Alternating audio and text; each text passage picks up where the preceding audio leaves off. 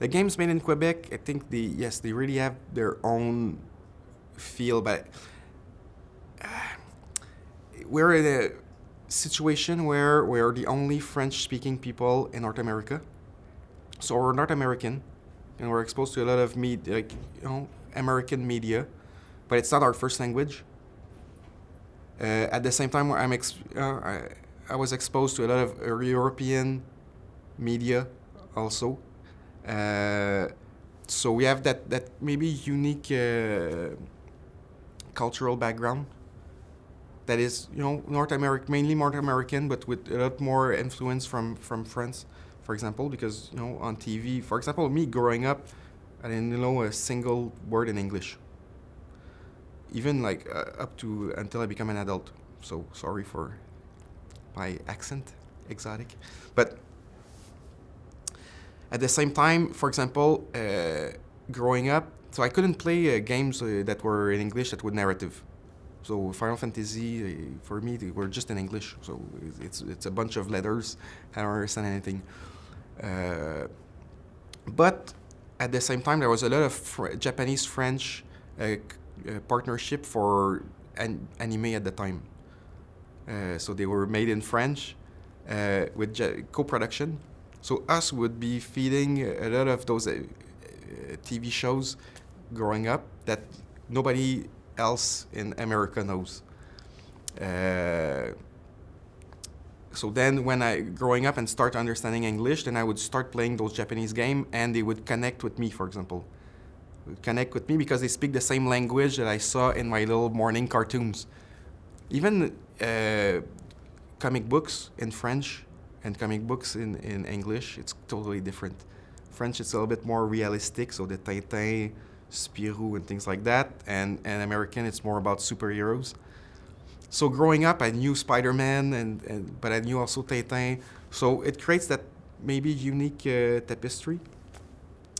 The other angle is, I think, it's going to be really controversial, but as a nation, as a group of people, we're the feeling of underdogs. So that we're, and it's like that culturally. It's like it's a small part, and there's that sense of wanting to be bigger. And in the games we're making, and I'm seeing it because there's more studios now, so it's not just Ubisoft Montreal. There's that need to create the big epic game, whatever it costs, it needs to be the biggest.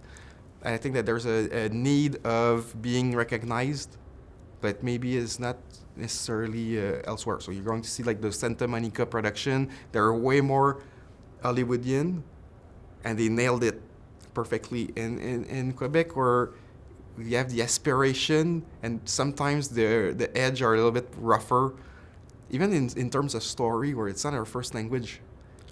So sometimes, I guess for an American audience, it would look like a European production, because it comes with a different set of values. But for European, we are a North American production. So it creates that sense of, there's a need for being the biggest, and being there's a certain real pride of that, and it's even encouraged in the culture. I mean, video games as being something culturally relevant. There's a certain, and being big, there's a big pride in Quebec about that. Working in games, it's prestigious. So that's one big advantage that we have, is that it's prestige. Let's do it. Nothing can stop us. That's something that is truly Quebecer, and it's being nothing can stop us. We're going to show them that the little guys can do it. In Asterix, they have it's a French comic book. They have that thing where it's the little village that beats the Roman. It can sustain the Roman, and they're the strongest. And that fantasy, I feel it in Montreal. It's there. People want to be in the top game. Otherwise, you kind of go, and if that's not the drive of your project, it's going to be really difficult to even have people interested or invested in your game. So it's not about making money; it's about making the most prestigious title. So I think it's something unique in Quebec. And yeah, the other thing is, it's not our first language, so the community, everybody's kind of, I don't necessarily know a lot of people outside of Montreal, so that, it creates like a community where everybody knows each other, and it's its own world. So I got you meet a lot of people here now in San Francisco, and it's like, oh, those Montreal guys, they're kind of the unique breed.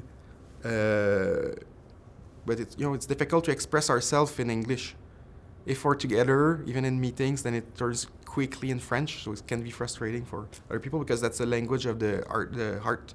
You speak a certain you try to express emotion. If it's not you don't want to look for your word for expressing emotion. You want to just express it.